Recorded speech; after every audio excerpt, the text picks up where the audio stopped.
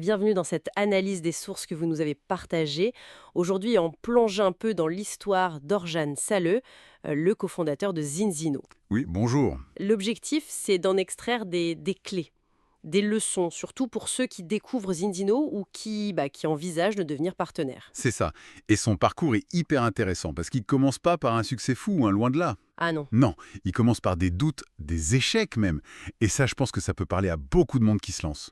Le succès, c'est pas toujours tout de suite. Ça demande du temps, une remise en question. Et ce scepticisme initial, c'est intéressant. Il n'était pas convaincu par la vente directe au départ, c'est ça? À cause d'une mauvaise expérience. Exactement.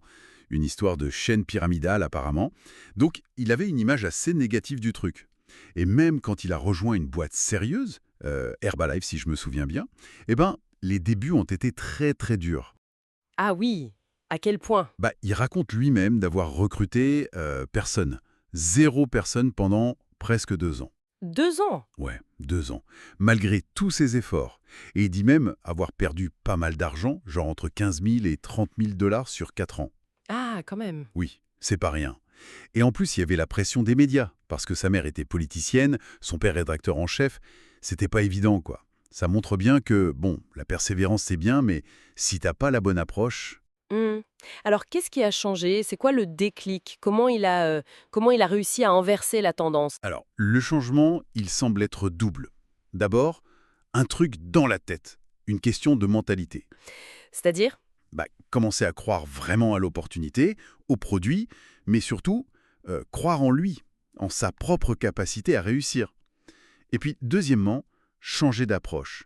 Passer d'une approche passive, où tu recrutes et t'attends, à une approche où tu construis activement ton business. D'accord. Et c'est cette expérience difficile, même si après ça a marché financièrement pour lui dans une autre boîte, qui lui a fait voir un gros problème dans le modèle de l'époque? Précisément. Il a observé ce qu'on appelle l'attrition. En gros, le taux de départ des distributeurs. C'était énorme. Énorme comment? Il donne des chiffres assez fous, genre recruter près de 100 000 personnes dans son équipe en un an, pour au final voir le nombre total de distributeurs actifs augmenter de très peu. Quasiment rien. Et là, il a compris un truc essentiel. Un modèle basé presque que sur le recrutement, ça tient pas la route sur le long terme. Il faut autre chose. Et cette autre chose, c'est la base de Zinzino. Voilà, exactement. Zinzino a été pensé dès le départ à l'inverse. Le client final d'abord. Et c'est pas juste un slogan, hein. Ah non. Non, ils se sont même battus pour faire passer une loi en Norvège qui oblige à ce qu'au moins 51% des commissions viennent de ventes à de vrais clients, des gens hors du réseau. D'accord. Et concrètement, cette philosophie client d'abord, ça change quoi pour les partenaires au quotidien? Est-ce que ça rend pas les choses plus dures au début? C'est une super question. C'est le clair là-dessus, hein. Les partenaires, leur but, c'est de gagner de l'argent. Les clients, c'est de dépenser pour des produits qui leur sont utiles. Logique. Et le plan de rémunération, il reflète ça. Pour toucher toutes tes commissions sur ton réseau, il te faut un certain nombre de points clients personnels. Il parle de paliers, genre 4 clients, puis 10, puis 25. L'idée, c'est vraiment de valoriser l'acquisition et la fidélisation de vrais clients, pas juste le volume global. Mhm. Promettre moins et livrer plus, c'est un peu ça l'idée derrière. C'est tout à fait ça. Assurer la satisfaction du client pour qu'il reste longtemps. Et l'outil clé pour ça, pour convaincre et fidéliser, ce sont ces fameux tests sanguins dont on entend parler. Oui, ça c'est vraiment un élément différenciant. On parle de nutrition basée sur la preuve. Une preuve objective, personnalisée. Comment ça marche, en gros? Ces tests, ils mesurent par exemple ton équilibre en acides gras essentiels, oméga 6, oméga 3. C'est un indicateur de santé important. Le premier test dit où tu en es. Et si le test est bon? Alors si t'as pas besoin du produit, ce qui est rare, hein, genre 3% des cas d'après Zinzino, te rembourse et c'est tout. Pas de vente forcée. Sinon tu prends le produit et un deuxième test 4 mois plus tard te montre les résultats. Ou alors ça permet d'ajuster si besoin. Ah ouais, d'accord. Ça doit créer une confiance assez énorme, j'imagine.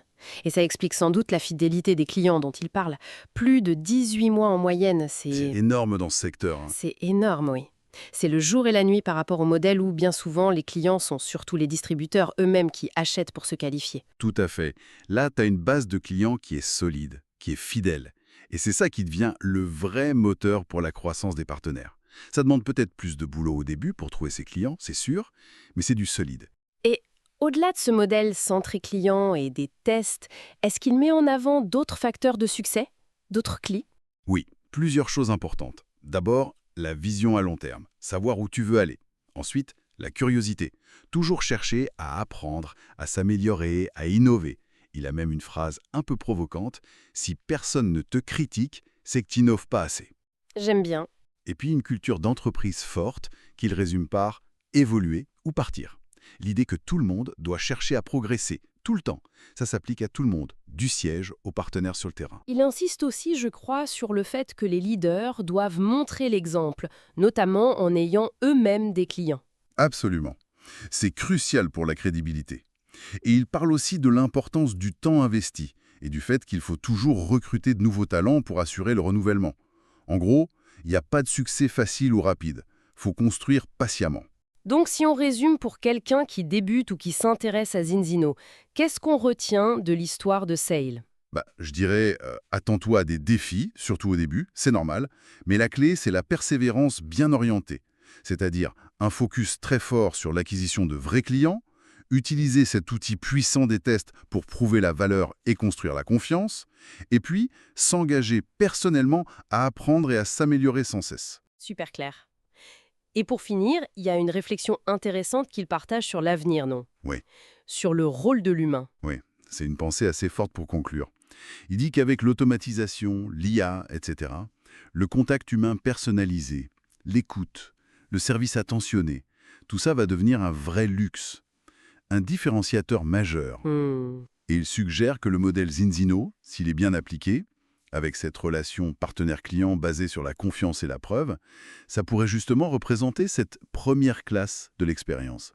Cette valeur ajoutée humaine qu'une machine peut difficilement remplacer. C'est une belle réflexion pour terminer. Ça donne à penser sur la place qu'on veut donner à l'humain dans nos échanges commerciaux futurs. Merci beaucoup pour cet éclairage. Avec plaisir.